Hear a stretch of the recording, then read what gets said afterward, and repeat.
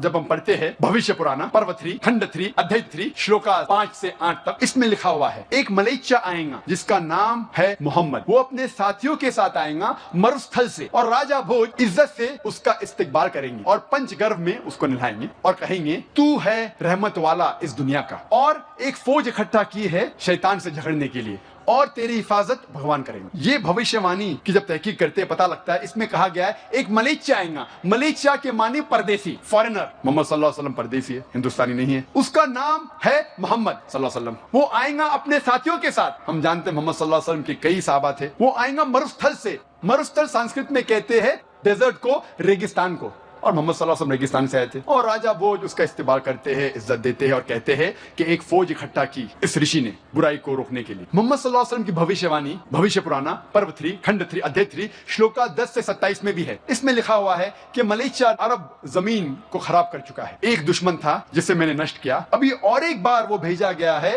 और बड़े दुश्मन को। इसको नष्ट करेंगे एक आदमी जिसका नाम है मोहम्मद, और लोगों को सही रास्ते पे लेके आएंगे। ए राजा, तुझे मलेच्चा की जमीन में जाने की जरूरत नहीं, तुझे मैं प्योरीफाई करूंगा, पाक करूंगा इस जगह पे। और एक शख्स आता है एंजेलिक डिस्पोजिशन में, फरिश्ते के रूप में, और कहता है कि मुझे भेजा है ईश्वर परमात्मा ने आर्य धर्म को कायम करने के लिए, हक का धर्म, हक का दीन।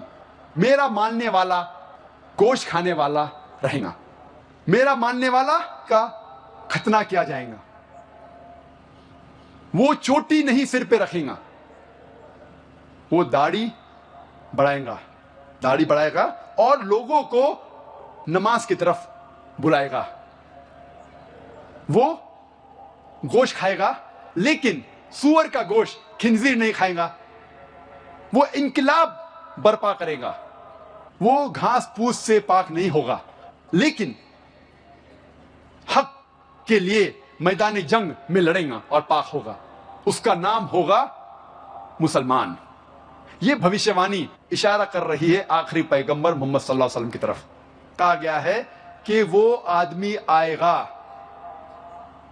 लोगों को हिदायत देगा और दुश्मन का नष्ट करेगा। उसका नाम होगा मोहम्मद सल्लल्लाहु अलैहि वसल्लम। उसका मानने वाला होगा जिसकी खतना हो चुकी है।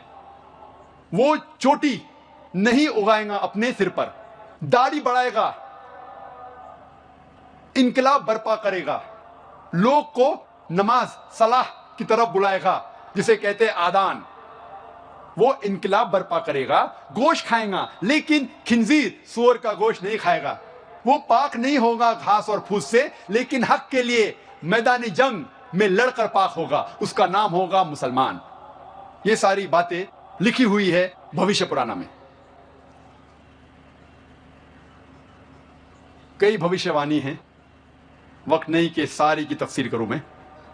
मोहम्मद सल्लल्लाहु अलैहि वसल्लम का जिक्र है भविष्य पुराना में पर्व 3 खंड 1 अध्याय 3 श्लोकाज 21 से 23 में भी।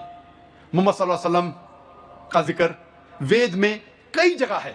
अथर्वा वेद में भी है, किताब नंबर 20 पाठ नंबर 127 मंत्रा नंबर 1 से 14। वक्त की किल्लत होने की वजह से, वक्त की कमी होने की वजह से सारे 14 मंत्रों का तस्करा मैं नहीं कर सकता हूं, सिर्फ पहले 2 का करूंगा। मंत्रा नंबर 1 में लिखा हुआ, इसे कहते हैं, ये 14 मंत्रा को कहते हैं कुंटप सुक्ता। कुंटप मतलब परेशानी से दूर करना, उसके मानी है अमन, सलामती, और अरबी में कहते हैं इस्लाम।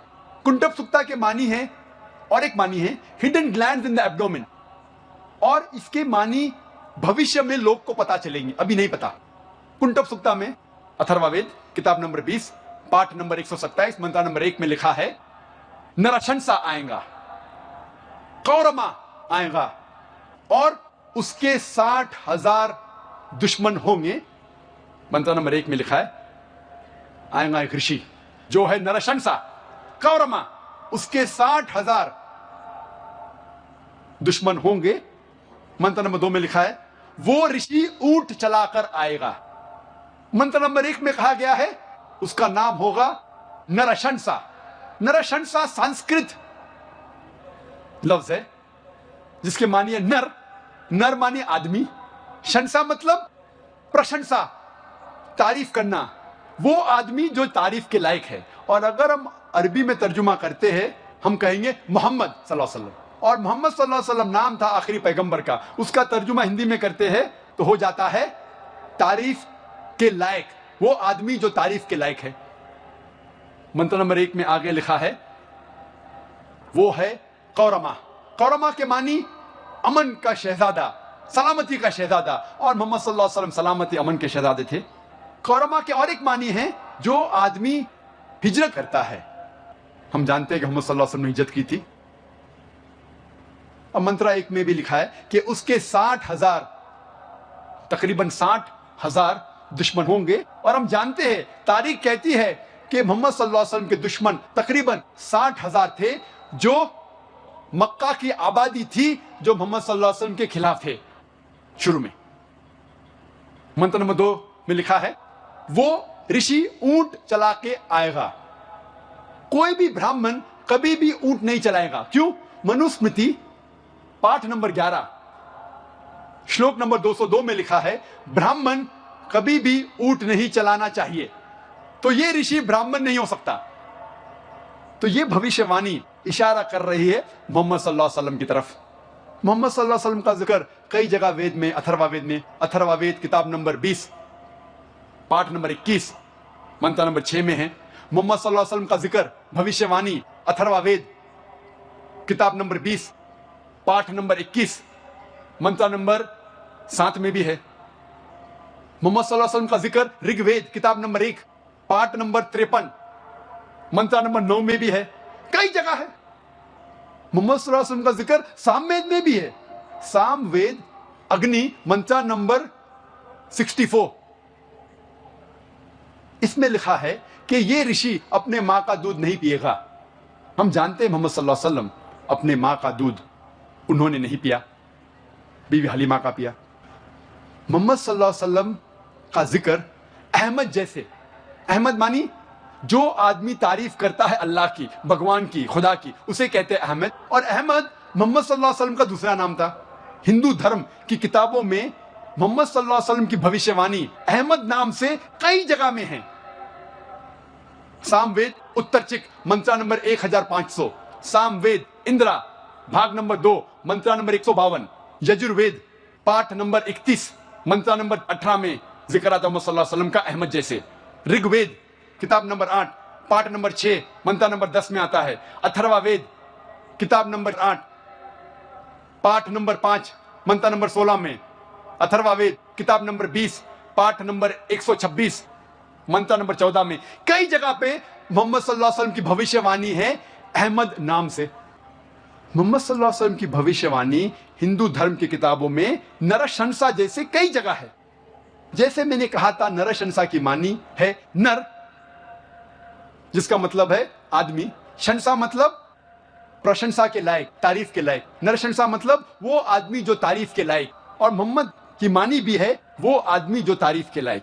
تو محمد صلی اللہ علیہ وسلم کی بھوشیہ وانی، ان کا نام محمد صلی اللہ علیہ وسلم جیسے ہندو دھرم کی کتابوں میں کئی جگہ لکھا ہے۔ رگ وید کتاب نمبر 1 پاٹھ نمبر 13 منترا نمبر 3، رگ وید کتاب نمبر 1 پاٹھ نمبر 18 منترا نمبر 9، رگ وید کتاب نمبر 1 پاٹھ نمبر 106 منترا نمبر 4، رگ وید کتاب نمبر 1 پاٹھ نمبر 142 منترا نمبر 3، رگ وید کتاب نمبر 2 پاٹھ نمبر 3 منترا نمبر 2، رگ وید کتاب نمبر 5 پاٹھ نمبر 5 منترا نمبر 2، رگ وید کتاب نمبر 7 پاٹھ نمبر 2 منترا نمبر 2، رگ وید کتاب نمبر 10 پاٹھ نمبر 64 منترا نمبر 3، رگ وید کتاب نمبر 10 پاٹھ نمبر 182 182 منترا نمبر 2، یجروید پاٹھ نمبر 20 منترا نمبر 37، یجروید پاٹھ نمبر 20 منترا نمبر 57، یجروید پاٹھ نمبر 21 منترا نمبر 31، یجروید پاٹھ نمبر 21 منترا نمبر 55، یجروید پاٹھ نمبر 28 منترا نمبر 2، یجروید پاٹھ نمبر 28 منترا نمبر 19، یجروید پاٹھ نمبر 28 منترا نمبر 42۔ کئی جگہ پہ لکھا ہوا ہے محمد صلی اللہ علیہ وسلم کی بھوشیہ وانی نرشنسا جیسے۔ صرف حوالے اگر میں دینے لگوں گا تو الحمدللہ الحمدللہ ثم الحمدللہ، صرف حوالے دینے لگوں گا سینکڑوں حوالے ہیں، اور صرف ہم بھوشیہ وانی محمد صلی اللہ علیہ وسلم کی ذکر کریں گے ہندو دھرم کی کتابوں میں تو سارا دن بھی کم لگے گا، اور میں نے ایک تقریر کی محمد صلی اللہ علیہ وسلم کا ذکر، محمد صلی اللہ علیہ وسلم کی بھوشیوانی ہندو دھرم کی کتابوں میں، وہ کسٹ اگر آپ دیکھیں گے اس کے اندر اور تفصیل سے بات کیا ہوں، میں پوری بات نہیں کیا، تقریر اتنی لمبی نہیں ہو سکتی، لیکن اور تفصیل سے بات کیا ہوں، وقت کی قلت، وقت کی کمی ہونے کی وجہ سے اور ایک بھوشیوانی کا ذکر کروں گا محمد صلی اللہ علیہ وسلم کے بارے میں ہندو دھرم کی کتاب میں، وہ ہے کل کی اوتار کے بارے میں۔ کل کی اوتار کا ذکر ہے بھاگوت پرانا میں کھنڈ 12 ادھیائے 2 شلوکا 18 سے 20 تک کے، جس میں لکھا ہوا ہے وہ وشنو یاش کے گھر میں پیدا ہوگا جو ایک نیک برہمن ہے، سنبھالا گاؤں کا سردار، اور اس کا نام ہوگا کلکی۔ اس کو 8 گن دیے جائیں گے، اس کو دیا جائے گا ایک سفید گھوڑا، اور اس کے ہاتھ میں ہوگا، سیدھے ہاتھ میں ایک تلوار، اور وہ لوگوں کو سچائی دکھائے گا، اندھکار سے لے کے آئے گا روشنی تک۔ آگے لکھا ہوا ہے بھگوت پرانا میں کھنڈ 1 ادھیائے 3 شلوکا 25 میں، کل یگ میں جب راجا چور جیسا برتاؤ کریں گے اس وقت وشنو یاش کے گھر میں کلکی پیدا ہوگا۔ کلکی اوتار کا ذکر کلکی پرانا میں بھی ہے، پاٹ نمبر 2 شلوکا نمبر 4 میں لکھا ہے کلکی پیدا ہوگا وشنو یاش کے گھر میں، سنبھالا دیش میں، سنبھالا گاؤں میں۔ کلکی پرانا پاٹ 2 شلوک نمبر 5 میں لکھا ہے اس کے 4 دوست ہوں گے اور وہ اس کی مدد کریں گے دشمن سے لڑنے کے لیے۔ کلکی پرانا پاٹ نمبر 2 شلوک نمبر 7 میں ذکر آتا ہے جنگ کے میدان میں دیوتا ان کی مدد کریں گے۔ کلکی پرانا پاٹ 2 شلوک نمبر 11 میں لکھا ہے یہ پیدا ہوگا وشنو یاش کے گھر میں سمتی کی پیٹ میں۔ کلکی پرانا پاٹ نمبر 2 شلوک نمبر 15 میں لکھا ہے یہ کلکی اوتار پیدا ہوگا 12ویں تاریخ مادھو مہینے کی۔ وقت کی کمی ہونے کی وجہ سے میں جتنا ذکر ہے بھوشیوانی محمد صلی اللہ علیہ وسلم کے بارے میں، کل کے اوتار کے بارے میں مختصر سے کہوں گا۔ نمبر 1، اس کل کی اوتار کے پتا کا نام ہوگا وشنو یاش۔ وشنو یاش کے معنی ہیں خدا کا بندہ، اور محمد صلی اللہ علیہ وسلم کے والد کے پتا کا نام تھا عبداللہ، جس کے معنی ہیں اللہ کا بندہ، خدا کا بندہ۔ اس میں لکھا ہے کل کی اوتار کے ماں کا نام ہوگا سمتی۔ سمتی معنی امن۔ محمد صلی اللہ علیہ وسلم کے ماں کا نام تھا آمنہ، جس کے معنی ہے امن، جس کے معنی ہے سلامتی۔ یہ کل کی اوتار پیدا ہوگا سنبھالا گاؤں میں۔ سنبھالا کے معنی امن کی جگہ، اور محمد صلی اللہ علیہ وسلم پیدا ہوئے مکہ میں، جسے کہا جاتا تھا دار الامن۔ اس بھوشیوانی میں لکھا ہے وہ پیدا ہوگا سنبھالا گاؤں کے سردار کے گھر میں۔ ہم جانتے ہیں محمد صلی اللہ علیہ وسلم پیدا ہوئے قریش کے خاندان میں، جو چیف تھے۔ اس بھوشیوانی میں لکھا ہے کل کی اوتار پیدا ہوگا 12ویں تاریخ مادھو کے مہینے میں۔ ہم جانتے ہیں محمد صلی اللہ علیہ وسلم کی پیدائش کی تاریخ ہے 12ویں ربیع اول۔ اس بھوشیوانی میں لکھا ہے کل کی اوتار انتم رشی ہوں گے۔ ہم جانتے ہیں محمد صلی اللہ علیہ وسلم آخری پیغمبر تھے، اور اللہ تعالیٰ فرماتے ہیں قرآن مجید میں سورہ احزاب میں سورہ نمبر 33 آیت نمبر 40 میں ما کان محمد ابا آدم من رجالکم ولکن رسول اللہ وخاتم النبیین وکان اللہ بکل شیء علیما۔ محمد صلی اللہ علیہ وسلم آپ مردوں میں سے کسی کے پتا نہیں ہیں، لیکن وہ اللہ کے رسول ہے، خاتم النبیین ہے، آخری نبی ہے، اور اللہ سارا علم رکھتا ہے۔ اس بھوشیوانی میں لکھا ہے یہ کل کی اوتار کو سب سے پہلی وحی ایک غار میں ہوں گی، ان اے کیو، اور پھر وہ نارتھ ورڈ جائیں گا۔ نارتھ کہتے شمال، وہ کل کی شمال کی طرف جائیں گا اور پھر سے لوٹ جائیں گا۔ ہم جانتے ہیں محمد صلی اللہ علیہ وسلم کو پہلی وحی جبل نور غار ہرا میں ہوئی، جب جبریل علیہ السلام پہلی وحی لے کے آتے، اور پھر محمد صلی اللہ علیہ وسلم نے ہجرت کی مکہ سے مدینہ تک. مدینہ مکہ کے شمال میں ہے اور پھر سے واپس آ گئے مکہ. اس بھوشیوانی میں لکھا ہے کہ اس کل کے اوتار کو 8 گن دیے جائیں گے, اسپیشل کوالٹیز. نمبر 1 وزڈم, حکمت. نمبر 2 سیلف کنٹرول, جس کے معنی پرہیزگاری. تیسرا نمبر ریسپیکٹڈ لینیج, اچھا خاندان. نمبر 4 ریویل نالج, وحی. نمبر 5 ویلر, طاقت. نمبر 6 میجرڈ اسپیچ, اچھا بولنا. Number 7 utmost gratefulness. اور نمبر 8 اٹموسٹ چیریٹی, خیرات کرنا. اور یہ سارے 8 گن الحمدللہ محمد صلی اللہ علیہ وسلم میں موجود ہے. آگے اس بھوشیوانی کل کے اوتار میں لکھا ہے کہ یہ کل کی اوتار رحمت بنا کے بھیجا جائے گا سارے انسانیت کے لیے. اور اللہ تعالیٰ فرماتے سورہ الانبیاء میں سورہ نمبر 21 آیت نمبر 107 میں وما ارسلناک الا رحمت للعالمین, ہم نے محمد صلی اللہ علیہ وسلم کو بھیجا ہے رحمت بنا کے سارے عالموں کے لیے, سارے انسانیت کے لیے, سارے جہاں کے لیے.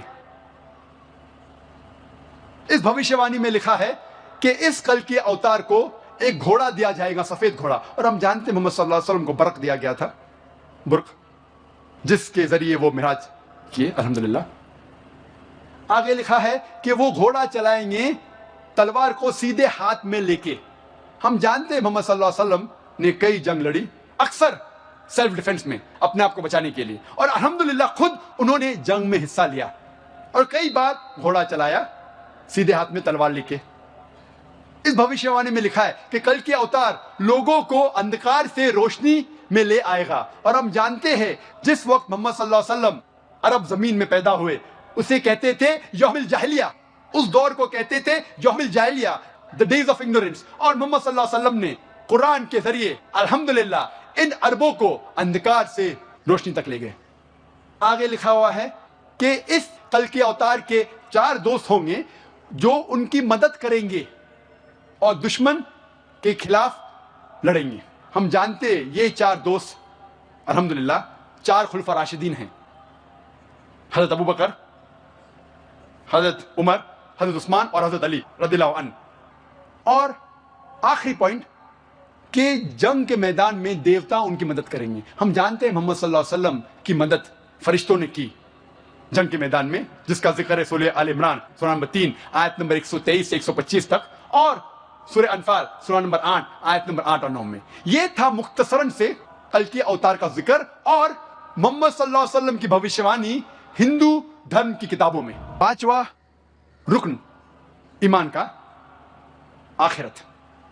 پہلے ہم تذکرہ کریں گے آخرت کا ہندو دھرم میں.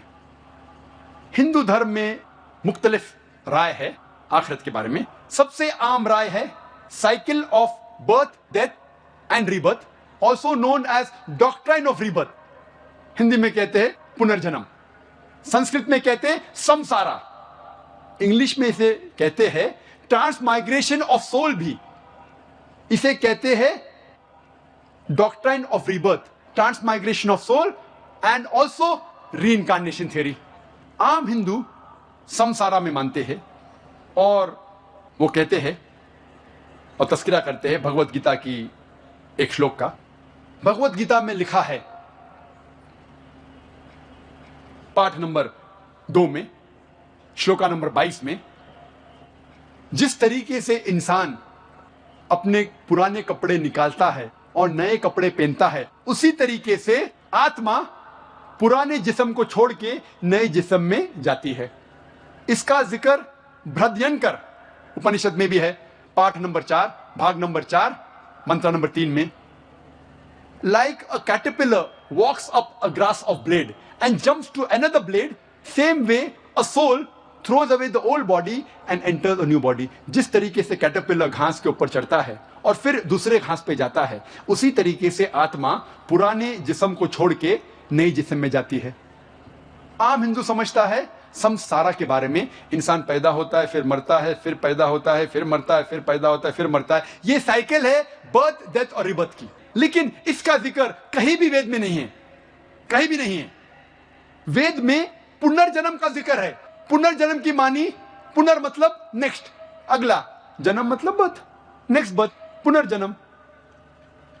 पुनर्जन्म की सही मानी है नेक्स्ट बर्थ, अगला जन्म, जिसपे इस्लाम को कोई एतराज नहीं। हम भी मानते पुनर्जन्म में, नेक्स्ट बर्थ में, लेकिन वो पुनर्जन्म नहीं जो आम हिंदू मानते हैं संसारा के बारे में। हम नहीं मानते cycle of birth, death, rebirth के बारे में। हम मानते सिर्फ पुनर्जन्म। पुनर्जन्म अंग्रेजी में होता है नेक्स्ट बर्थ, अगली जिंदगी, और इसका जिक्र है ऋग्वेद में किताब नंबर 10, पाठ नंबर 16, मंत्रा नंबर 4 और 5 में।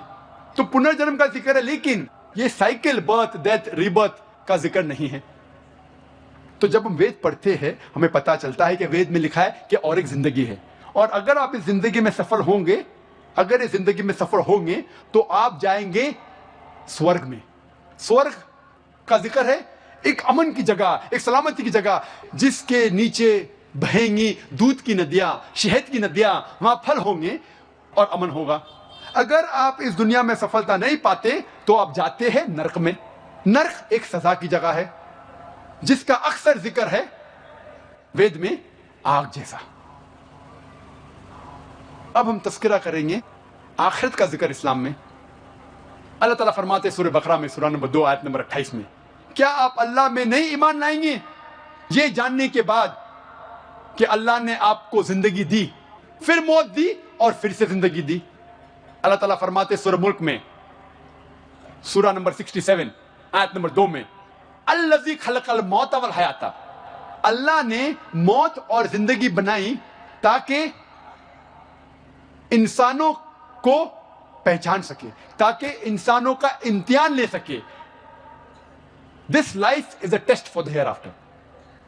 ये जिंदगी इम्तिहान है। अगर हम जिंदगी में सफल होते तो हम जाते हैं जन्नत में, और जन्नत का तस्करा है कुरान और सही हदीस में, अमन की जगह, सलामती की जगह, जिसके नीचे दूध की नदियां बहती है, शहद की नदियां बहती है, फल है कई किस्म के, खजूर है, अनार है। अल्हम्दुलिल्लाह जिस अनार को हम जानते वैसे अनार ने करोड़ों गुना बेहतर फल, अल्हम्दुलिल्लाह। और अगर हम सफलता नहीं पाते इस दुनिया में, हम जाएंगे जहन्नम में। जहन्नम एक सजा की जगह है जिसका अक्सर जिक्र है कुरान मजीद में आग के साथ, और कहा गया कुरान मजीद में जिसका ईंधन होगा पत्थर और इंसान। तो जब हम तहकीक करते हैं हिंदू धर्म की किताबों का और मजहब इस्लाम की किताबों का, हमें पता लगता है कि दोनों में आखिरत का जिक्र है। छठा रुकन कदर, तकदीर। हिंदू धर्म में भी तकदीर है, कदर है, कि भगवान खुदा इंसान की कदर लिखता है और जानता है क्या होगा। इसी तरीके से इस्लाम में भी कदर, तकदीर का तस्करा है। हम मानते हैं कि अल्लाह सुब्हानहू व तआला ने इंसानों की तकदीर लिखी है, कभी वो पैदा होगा, कब मरेगा, वगैरह वगैरह। ये था मुख्तसरन तौर पे हिंदू धर्म और मजहब इस्लाम में ईमान के अरकान के बारे में यकसानियत। मुख्तसरन सा कुछ वक्त तक, अभी तकरीर खत्म होने के पहले मैं तस्करा करूंगा कुछ और यकसानियत का। अगर सारे दिन भी मैं तकरीर करूं, यकसानियत तो काफी है। मैं सिर्फ अहम यकसानियत जो आम हिंदू और आम मुसलमान नहीं जानता कि दोनों मजहबों में मौजूद है, कोशिश करूंगा कुछ और यकसानियत का जिक्र करूं। अल्लाह सुब्हानहू व तआला फरमाते हैं सूरह माइदा में, सूरह नंबर 5 आयत नंबर 90 में, या अय्युहल्लज़ीना आमनू, ए ईमान वालो, इन्नमल खम्रु वल मैसरू, नशे वाली चीजें, शराब और जुआ, वल अंसाब वल अज़लामु, बुत परस्ती, फाल खोलना, रिज्सुम मिन अमली शैतान, ये शैतान की हरकत है। फज्तनिबू लअल्लकुम तुफ्लिहून, इससे दूर रहो ताकि आप सफलता पाओ। अल्लाह ताला फरमाते हैं कि नशे वाली चीज, शराब, जुआ, बुत परस्ती, फाल खोलना, ये शैतान की हरकत है, इससे दूर रहो ताकि आप सफलता पाए। अब हम देखेंगे हिंदू धर्म की किताबों में इसके बारे में क्या लिखा है। जब हम पढ़ते हैं मनुस्मृति पाठ नंबर 9 श्लोक नंबर 235 में लिखा है, पंडित का कत्ल करने वाला, शराब पीने वाला, चोरी करने वाला और अपने गुरु के शादी के बिस्तर को खराब करने वाला, ये चारों लोग बड़े गुनाह कर रहे हैं, बहुत बड़ी गुनाह कर रहे हैं। और आगे लिखा है मनुस्मृति में पाठ नंबर 9 श्लोक नंबर 238 में, ये लोगों को बड़ी सजा मिलना चाहिए, कोई भी इनके साथ नहीं खाना खाना चाहिए, कोई भी इनके लिए कुर्बानी नहीं देना चाहिए, कोई भी इनके लिए पढ़ना नहीं चाहिए, कोई भी इनसे शादी नहीं करना चाहिए, और इन लोगों को सारे मजाहिब से बाहर ढकल देना चाहिए, एक्सकम्युनिकेट करना चाहिए, ताकि वो दुनिया भर घूमे। आगे लिखा है मनुस्मृति में पाठ नंबर 11 श्लोक नंबर 55 में, जो पंडित का कत्ल करता है, शराब पीता है, चोरी करता है, अपने गुरु के शादी के बिस्तर को खराब करता है, चारों किस्म के लोगों, ये बहुत बड़ा गुनाह कर रहे हैं, और जो भी इनके साथ दोस्ती रखता है वो भी गुनाह कर रहा है। आगे लिखा है मनुस्मृति में पाठ नंबर 11 श्लोक नंबर 94 में, शराब गंदगी से बनती है, इसीलिए कोई भी पंडित, कोई भी राजा और आम इंसान शराब नहीं पीना चाहिए। शराब हिंदू धर्म की किताबों में कई जगह लिखा है कि हराम है, कई जगह, और भी जगह लिखा है। मिसाल के तौर पे मनुस्मृति पाठ नंबर 7 श्लोका नंबर 47 to 50 में, मनुस्मृति पाठ नंबर 9 श्लोका नंबर 225 में, मनुस्मृति पाठ नंबर 11 श्लोका नंबर 151 में भी लिखा है कि शराब हराम है। ऋग्वेद किताब नंबर 8 पाठ नंबर 2 मंत्रा नंबर 12 में भी लिखा है कि शराब हराम है। ऋग्वेद किताब नंबर 8 पाठ नंबर 21 मंत्रा नंबर 14 में भी लिखा है कि शराब हराम है। अभी हम तस्करा करेंगे जुए के बारे में हिंदू धर्म की किताबों में क्या लिखा है। जब हम पढ़ते हैं ऋग्वेद किताब नंबर 10 पाठ नंबर 34 मंत्रा नंबर 3 में, इसमें लिखा है कि जुए खेलने वाला, जुआरी, वो कहता है मेरी पत्नी मुझसे नाराज है, मेरी वालदा, मेरी माता मुझसे नफरत करती है और लोग मेरा साथ नहीं दे रहे हैं। और आगे लिखा है ऋग्वेद में किताब नंबर 10 पाठ नंबर 34 मंत्र नंबर 13 में कि जुआ मत खेलो, लेकिन खेती करो और जो भी आप कमाएंगे उसमें खुश रहो। आगे जब हम पढ़ते मनुस्मृति, इसमें लिखा है पाठ नंबर 7 में श्लोक नंबर 50 में, जुआ खेलना, शराब पीना, औरतों के पीछे भागना और शिकार करना, ये चारों बड़े गुनाह हैं। और जुआ खेलना हराम कई जगह लिखा है हिंदू धर्म की किताबों में। मनुस्मृति पाठ number 9 shloka number 221 to 228, Manusmriti पाठ नंबर 7 श्लोका नंबर 47, मनुस्मृति पाठ नंबर 9 श्लोका नंबर 258 to 262, कई जगह लिखा है कि जुआ खेलना हराम है। फाल खोलने के बारे में, ज्योतिषगिरी के बारे में भी लिखा है हिंदू धर्म की किताबों में। मनुस्मृति में लिखा है पाठ नंबर 9 श्लोका नंबर 258 to 262 में कि झूठ बोलना, फाल निकालना और लोगों को बेवकूफ बनाना ज्योतिषगिरी से यह हराम है, और राजा उन्हें कठिन से कठिन सजा देना चाहिए उनके जुर्म के मुताबिक। कुरान मजीद में अल्लाह सुब्हानहू व तआला फरमाते सूरह बकरा में सूरह नंबर 2 आयत नंबर 188 में, अपनी जायदाद का इस्तेमाल मत करो रिश्वत देने के लिए। रिश्वत इस्लाम में हराम है, और इसका जिक्र मनुस्मृति पाठ नंबर 9 श्लोक नंबर 258 to 262 में भी है। यहां लिखा है कि गलत तरीके से पैसे बनाना और रिश्वत देना हराम है। राजा उन्हें कठिन से कठिन सजा देना चाहिए उनके जुर्म के मुताबिक। जब हम कुरान मजीद पढ़ते, अल्लाह सुब्हानहू व तआला कम से कम 4 आयतों में फरमाते हैं।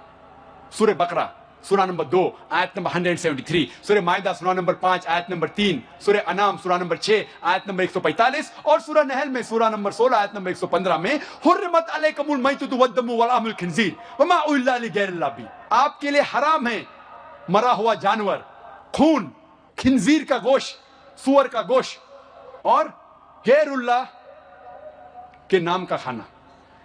जिस खाने पे अल्लाह के अलावा किसी और का नाम लिया गया है, खुदा के अलावा, वो आपके लिए हराम है।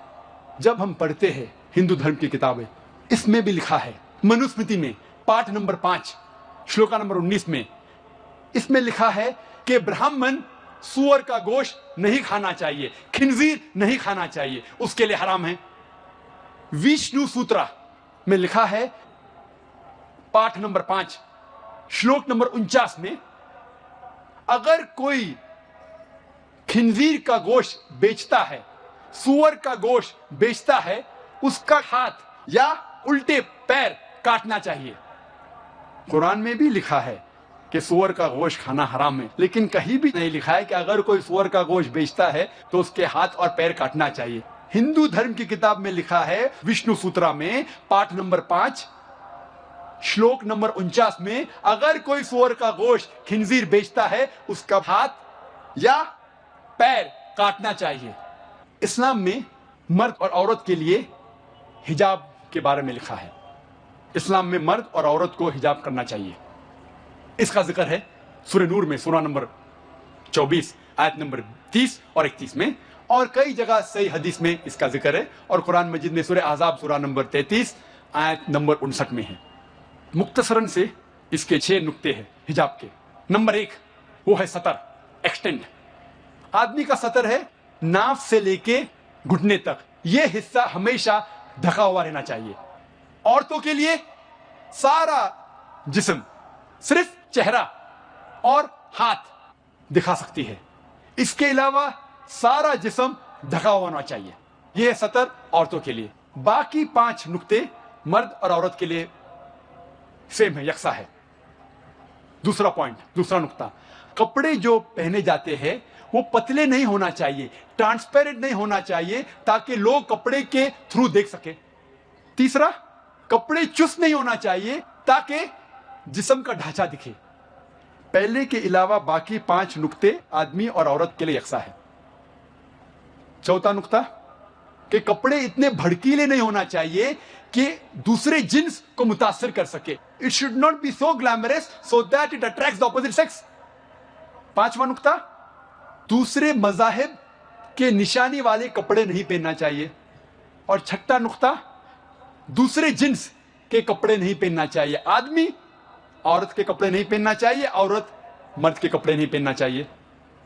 जब हम हिंदू धर्म की किताबों का मुताला करते हैं, आपको हिजाब के बारे में जिस तरीके से इस्लाम में लिखा है, अल्हम्दुलिल्लाह हिंदू धर्म की किताबों में भी वैसा लिखा है।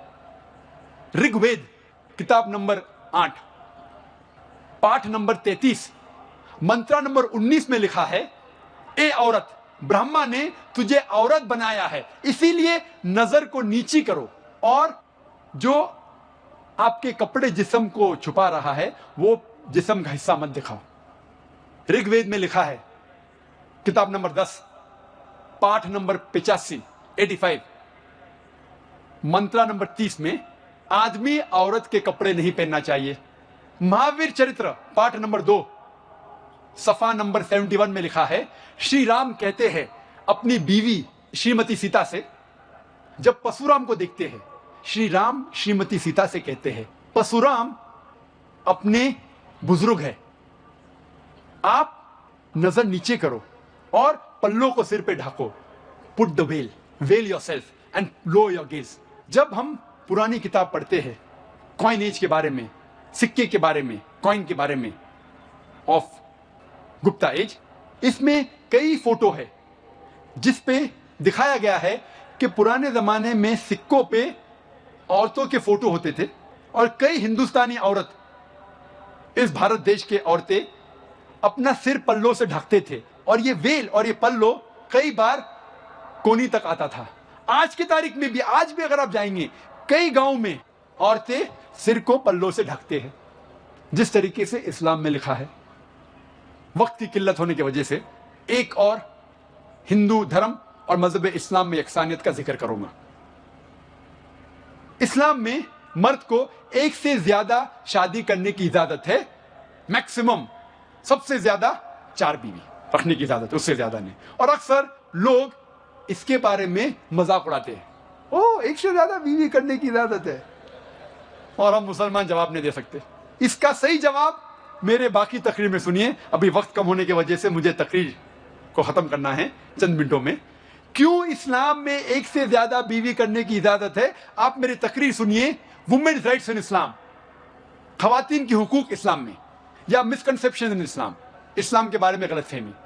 لیکن میں یہ واضح کرنا چاہتا ہوں اس تقریر میں کہ ہندو دھرم میں بھی ہندو کو 1 سے زیادہ بیوی کرنے کی اجازت ہے.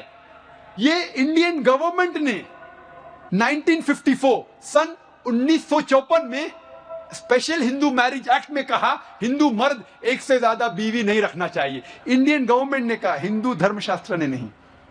ہندو کتاب میں کہیں بھی نہیں ذکر ہے کہ آدمی 1 سے زیادہ بیوی نہیں رکھنا چاہیے، کہیں بھی نہیں ذکر ہے. میں طالب علم ہوں کمپیریٹیو ریلیجن کا، تقابل مذاہب کا، کہیں بھی نہیں لکھا ہے.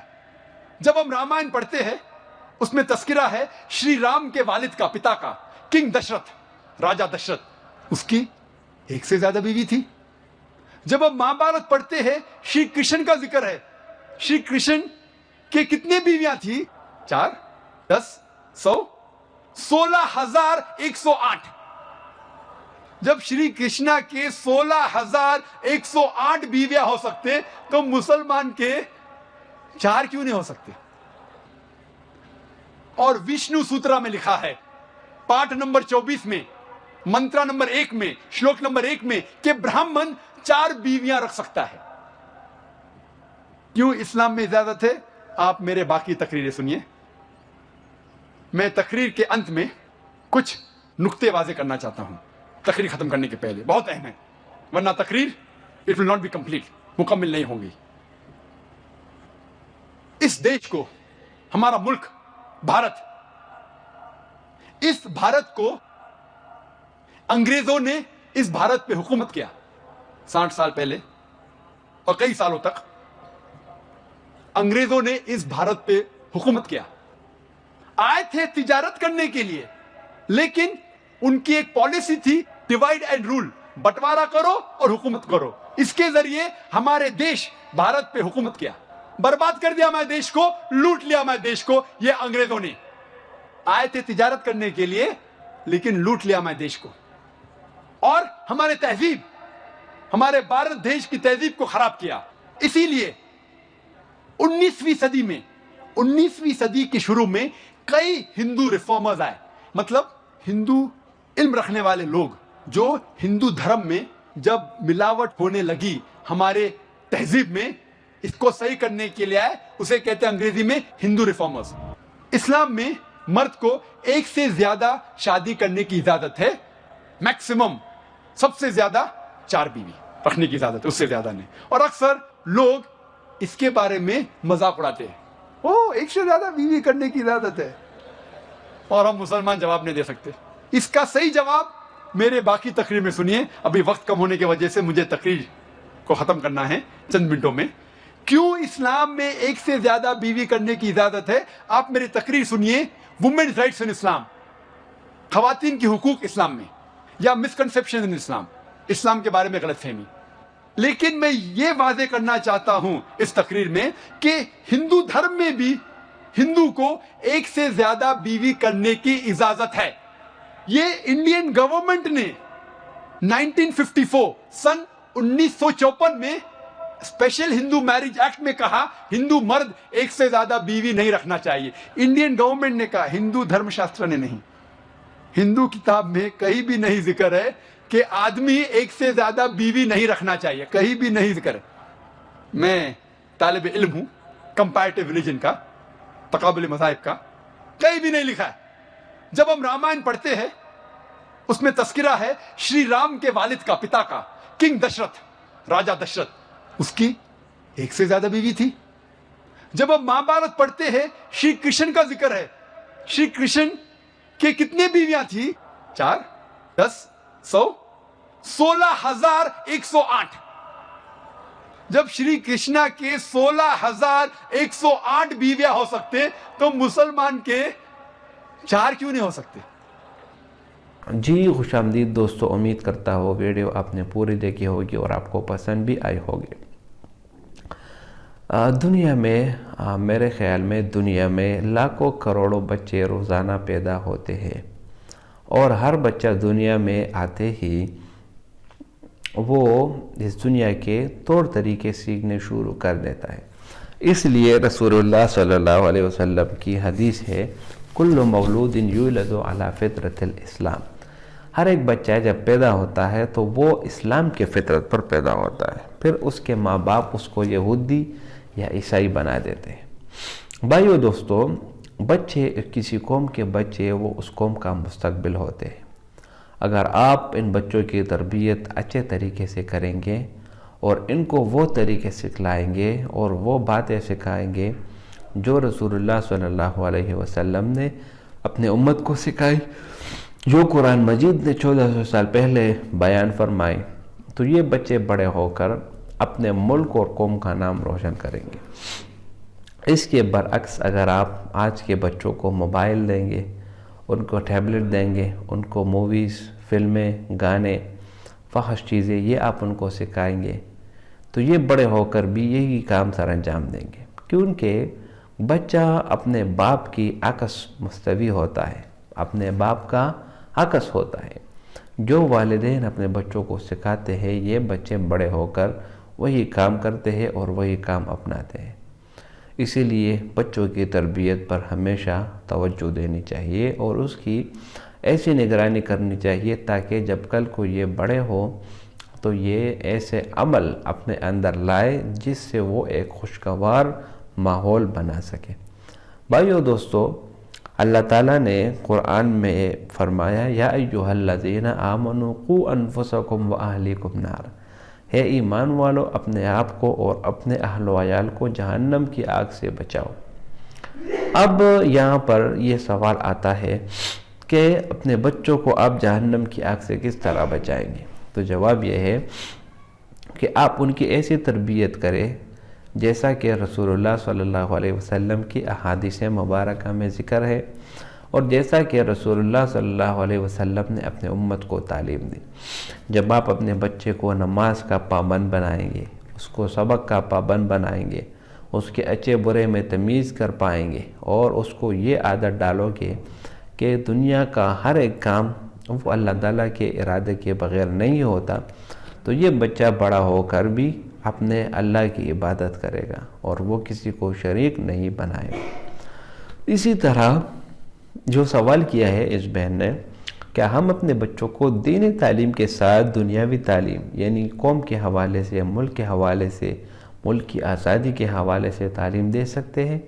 तो जवाब ये है, बिल्कुल आप दे सकते हैं। और आजकल तो मेरे ख़्याल से ये चीज़ लाजिम बन गया कि हर एक बच्चा शुरू में वो स्कूल जाता है, स्कूल में वो ज़िंदगी के कीमती 10-15 साल गुजार लेता है, 10, 12, 13 साल गुजार लेता है और उन 12-13 सालों में वो बच्चा वही कुछ सीखता है जो उसको किताबों के ज़रिए सिखाता है, जो उसको उसातिज़ा के ज़रिए सिखाया जाता है और उस दौरान उसको मुल्क की तारीख़ के हवाले से भी बहुत कुछ सिखलाया जाता है। पाकिस्तान कब बना, पाकिस्तान किस तरह वजूद में आया और किन्होंने गद्दारी की वग़ैरह वग़ैरह, कितने लोगों ने कुर्बानियाँ दी और किन लोगों ने जद्दोजहद की, दो कौमी नज़रिए से क्या मुराद है। ये तो मेरे ख़्याल से पूरे पाकिस्तान का एक कौमी सवाल है कि दो कौमी नज़रिए से क्या मुराद है और इसी तरह पाकिस्तान का मतलब क्या, ला इलाहा इल्लल्लाह। तो ये कुछ मशहूर चीज़ें आपको सामने आएगी।